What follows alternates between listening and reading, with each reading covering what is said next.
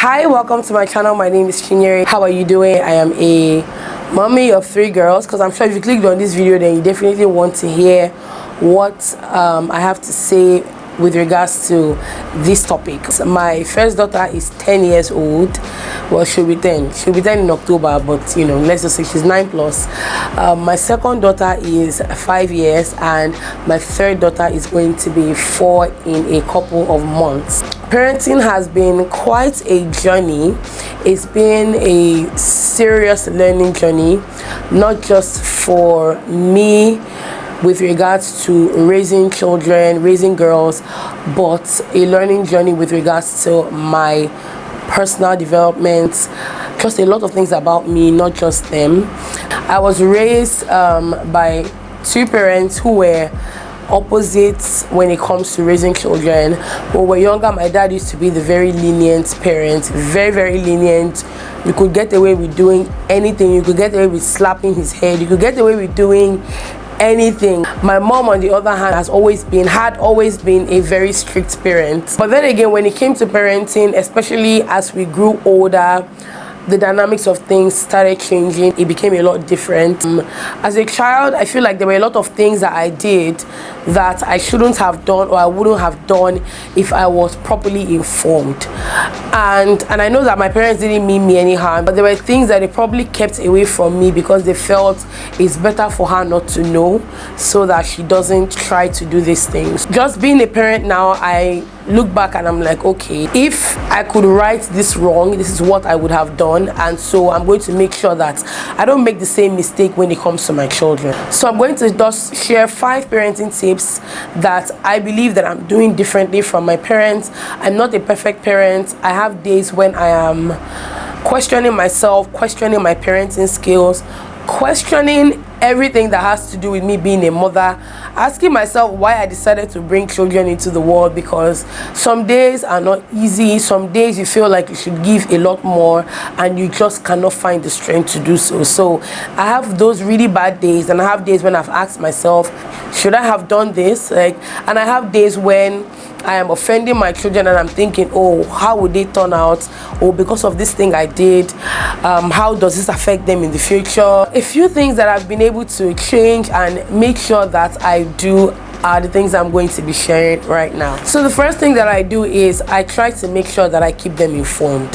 There have been cases of Grace asking questions. There have been times when she would come across, people kissing, and she's closing her eyes and she's like, ew. A couple of us were brought up this way, brought up to feel that you shouldn't even talk to boys, boys shouldn't be communicated with. He's a boy, he should stay on his own. So when it comes to me raising a girl who is, I would say her preteens, I don't know if 10 is preteens, but I would like to say she's a preteen because that's how she behaves. But for a child who would soon be a teenager, I want to keep her informed. So I discuss things about the opposite sex as much as I can, especially when it comes to things that she opens up to me about, or I see that she has seen and she's probably finding it difficult to understand why those things are happening.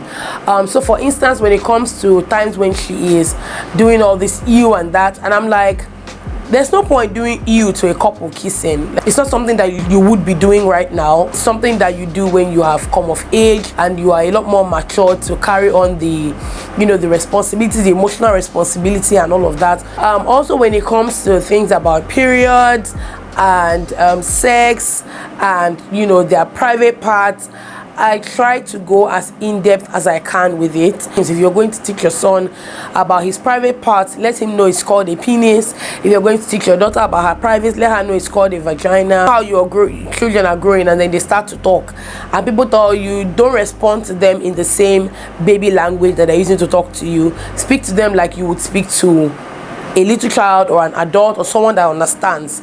So when it comes to things like that, I don't try to water it down. I explain to her. I say, okay, this is the reason why this is happening.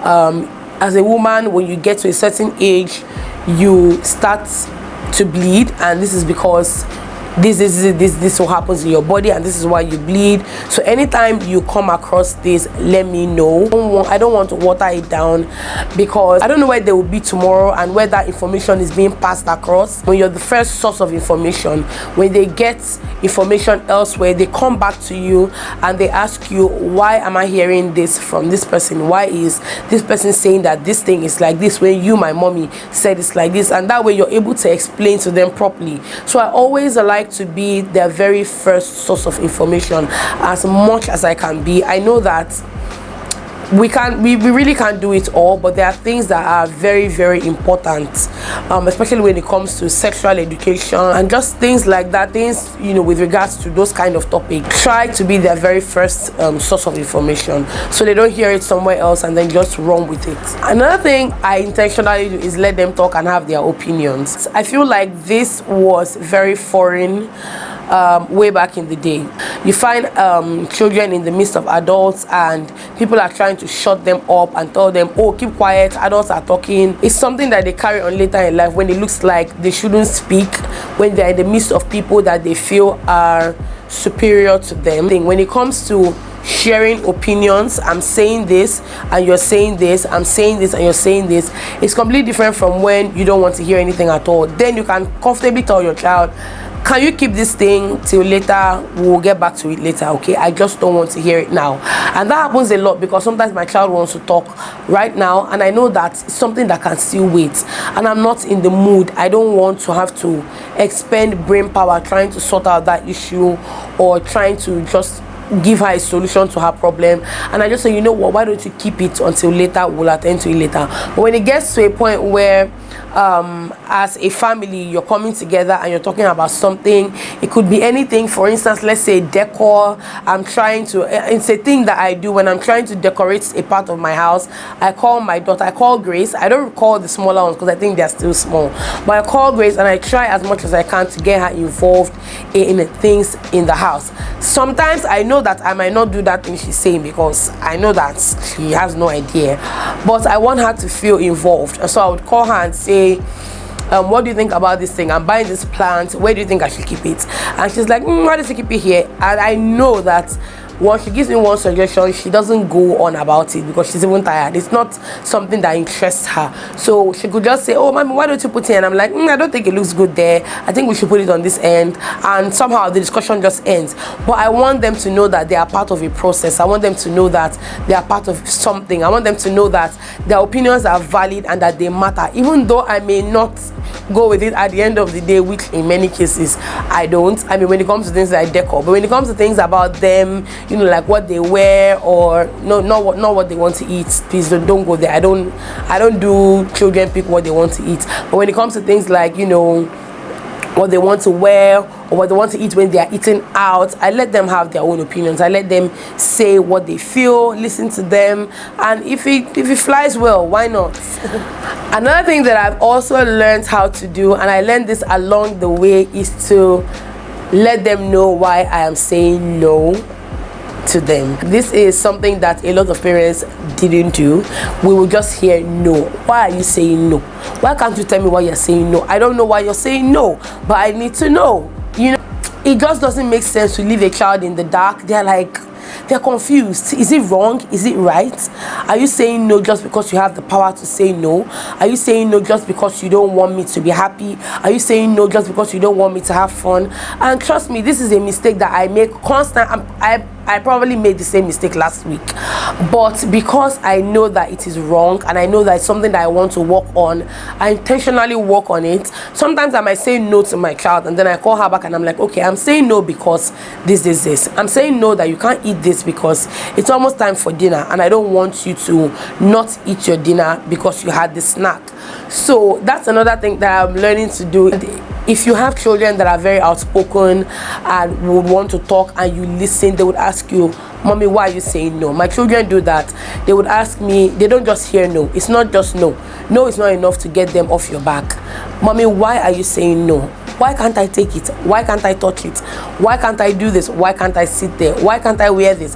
Why can't I wear that? So another thing that I do is to give them a chance to be themselves. I don't buy the idea of trying to mold your child into what you want them to be just because you couldn't be that person or because you are that person. So it is important for me to let my children like what they like. I remember we went out one day and the children were trying to get something to eat after a long day at the pool. Grace said she wanted to have chicken burger, fries, and some fried chicken, I think. And we're just like, I don't think you should have that, because it seemed typical for us to have rice or pasta or something that seemed filling just because we're eating it as lunch. But then, like, for a split second, I was like, is it actually right to force this rice on these children? I feel like that's what they want, and because they're children doesn't mean that they cannot choose what they like, especially children of that age. It doesn't have to be good for them, but it's something that they're choosing because that's what they want. So I had to, tell my husband, I'm like, I don't think we should choose the meals that these girls want to eat. It was Grace and her friend, and two of them chose the same thing. So I was like, it doesn't seem fair to impose our decision on them, because this thing they are choosing is still a meal and they will still eat it and they will still get full. So why do we feel that because we are going to have rice or pasta that they also need to have rice and pasta as well? So that's another thing. I try not to impose the things that I like and the things that I want on them when it comes to things like what they wear, the colors they want. I know a lot of parents impose things as little as colors on their children. You're buying pink for your girl child, she not tell you she likes pink, or you're buying pink for her, or you have a grown-up child. And I'm not saying this for babies, because babies don't even know what they want. Children get to a certain age where they tell you, I don't want this, I want that, I don't like this color, I like this color.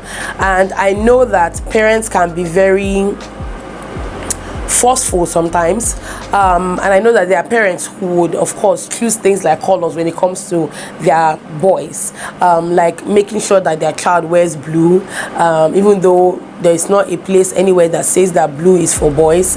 I don't know where people got that thing from, that blue is for boys and pink is for girls, and certain characters are for boys and certain characters are for girls. But I know that there are people who would forcefully impose those kind of things on their children. My child likes blue. My child, Grace, likes blue. So I don't know where people came up with the notion that certain colors are meant for certain genders, and once your child comes out and your child is a boy, they should automatically have a love for blue and green, and your girl should automatically have a love for pink and purple. My daughter loves blue. Her lunch bag is blue, her water bottle is blue, her cutlery is blue, the plate she carries to school to pour her food into is blue. So she genuinely loves blue. And when I'm buying things for her and I can choose a color, I try to go for blue because that's what she likes. Not imposing things on them, letting them be who they want to be. If they love to sing, let them sing. If they love to dance, let them dance. But nurture them, show them that you support it in whichever way. I just feel like this video is missing without Grace, because I really want to hear her opinion. She's the kind of child that would, as I'm pointing out things, she's like, oh mommy, but you did this that day, oh mommy, but you did this that day. So that's why I'm coming to tell you guys that I'm not a perfect parent, but these are things that I know I should do. And even though there will be times when I might slip or fall, I will get back up and say, oh, I should have done this thing. And then the last one is being really affectionate with them, giving them hugs, kisses, and apologizing to them when I need to apologize to them. Now, this is one thing that I definitely always love to do. I want to be as vulnerable around them. I want to be as soft as I can be around them, but still stern in the things that I know would benefit them. I love to give them hugs and kisses, and also give them words of affirmation. Very, very important. This is something that we also need to do very often. I don't know if DJ Khalid still does those videos where he just praises his son, calls him different names, and people watch it, people smile, but I don't know how many people actually implement these things. I am my children's #1 hype woman. I try so hard when they are doing something, they're getting something, even when they're not getting, try and hype them up, tell them you can do this thing, like you can do it.